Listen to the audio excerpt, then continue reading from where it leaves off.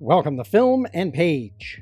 I'm Dominic, and in this video I'll be discussing Circle of Death, a shadow thriller, originally published in 2023 by Grand Central Publishing, written by James Patterson and Brian Sitz, clocking in at 344 pages.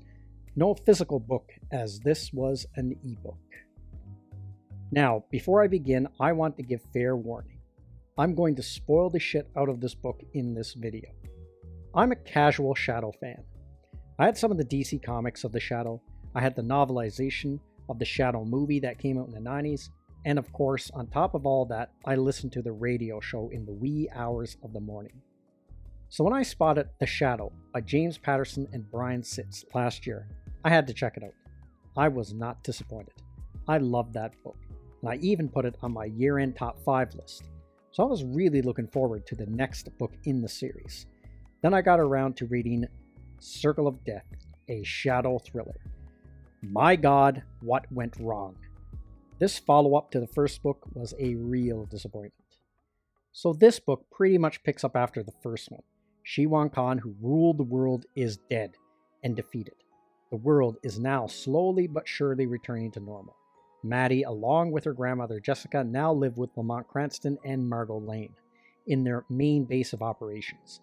Maddie is trying to balance college life with being the apprentice to the Shadow.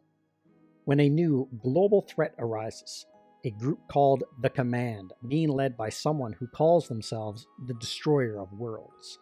They have been causing swaths of death across the globe. Not only that, there now seems to be a serial killer loose in the city, and they are targeting victims at the World Fair. The Shadow must spring into action once more, but he can't do it alone, so he recruits some old allies, or the descendants of some. Now, I usually like to talk about some of the things I liked about a book and some of the things I didn't like. However, I can honestly say that there is almost nothing I liked about this book. So I'll just move on to the things I didn't like. The book was a slog to get through. For the first book, I blew through it. This one, it took me forever to finish.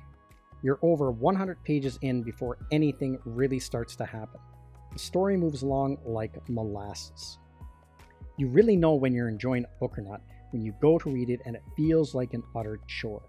That is how I felt reading this story. I'd look over it and think to myself, oh yeah, I guess I should keep plugging away at that. One of the first problems with this book is the character of Maddie. I liked her character in the first book, but in this sequel, she is written to be really unlikable. She doesn't want Lamont walking her to college because he is an embarrassing old guy, and she can handle everything herself. This is just one example of her off-putting behavior, which is odd since in the first book, the Shadow was her hero, who she was obsessed with. Just seems to give all the other characters attitude in this book. The Shadow's old mentor, Dash, shows up to help train Maddie, but she just keeps trying to blow him off and ditch him. So there's this irritating paradox with the character where she wants to be more normal and doesn't want to train to develop her powers further because she knows enough. Then at the same time wants to be included in all the dangerous missions. Also, this story starts to fall back on what is becoming a tired trope in modern-day fiction, where let's bring back an old hero that people like, but then set it up that he is going to be replaced by a more politically correct and diverse character. Well, this book strongly hints at that.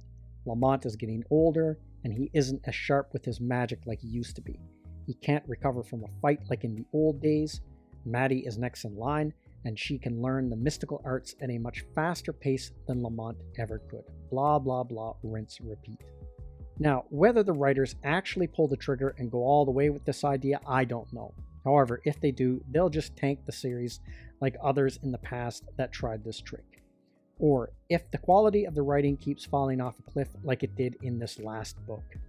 It could also be that James Patterson and Brian Sitz are a couple of old fellers, trying to write a moody, rebellious teenage girl, and they suck at it.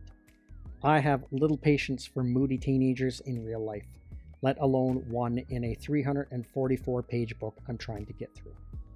Also, the character of Maddie's grandmother, Jessica, had very little to do in this book, and almost felt redundant.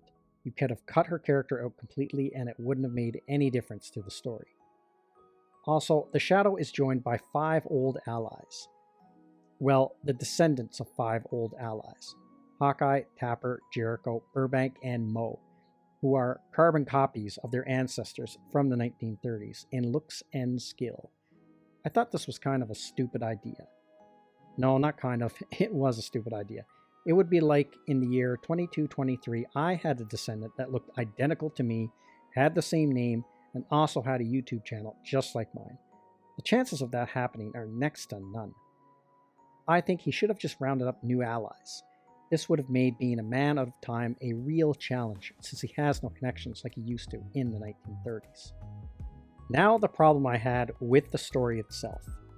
The writers have Team Shadow combat 2 separate and seemingly completely different challenges. The serial killer at the World Fair and the global threat of the Destroyer of Worlds. Except it seems the writers couldn't really make up their minds or know how to have the characters decide which threat to take on first. So the story seems to be caught in limbo and just hovers, not being able to make up its mind on which direction to go. This type of forked storyline causes both to distract from each other. Now, for a long stretch of the book, it seems that this threat of the serial killer and the Destroyer of Worlds isn't connected, but they are, in one of the most anticlimactic ways possible. And so much so that it feels like the writers pulled it right out of their ass last minute. The serial killer was merely a distraction set upon the city by the Destroyer of Worlds, one of the command's shapeshifters, which is easily killed off while in the form of a rat, when Maddie steps on it with her boot and kills it. That's it. We never learn what the killer's base form was, or any identity at all. That is just never brought up in the story again. Now, Team Shadow spent a good deal of this story trying to ascertain the identity of this killer. The killer even killed off a friend and love interest of Maddie's, only for this to be a Shaggy Dog story. I think the writers should have picked one. Have the Shadow battle a deadly serial killer let loose upon the city, or the global threat of the Destroyer of Worlds. The last thing I want to discuss about this story is the Destroyer of Worlds. It isn't until we get close to the end of the book that we find out who the Destroyer of Worlds is. Turns out it is a woman, an extremely elegant and attractive one. Also, she seems to want the Shadow to be her lover, and Margot Lane dead. Now I thought, well, this could be an interesting new villain for the Shadow to face, and one that seems like she was pulled straight from a Bond film. I was on board with this new villain until the plot twist. Surprise, it's Shiwan Khan, just shapeshifting as a woman. He is back again already. Turns out he wanted to know what Margot Lane seen in Lamont, so he became a woman so he could fall in love with him. Only his hatred of Lamont was too strong anyway, and hatred is easier and more straightforward and longer lasting and some stupid bullshit like that. So they brought the same villain back again, even though their last battle in the last book was touted as their final one. I don't mind the idea of Shiwan Khan returning, but not this soon. It was too soon for me, and the Destroyer of Worlds was shaping up to be an interesting new adversary for the Shadow. So, I'm not going to mince words here. This book was garbage, and I can't recommend it at all. It's really making me question if I should read any further Shadow stories from these 2 authors. I don't know, but this book has left me with little motivation to pick up the next installment. If this was the first book, then I'd be done right there with the series. But the first book I really liked, so I might give the series a second chance. I haven't decided yet, but if I do and the next book is as bad like this one, then that will be it.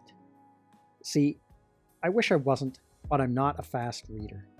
I can read, on average, 10 books a year. Sometimes it's more, sometimes it's less. So I don't like wasting it on badly written crap like this. So that's everything I have to say in this video. Let me know what you think in the comments section, and I will see you at the next one. I'd like to say thank you to all of my subscribers. I appreciate you all in helping this channel grow. If you're new to the channel, don't forget to like, share, and subscribe. Also, don't forget to hit the bell icon so you'll be notified when new videos are uploaded.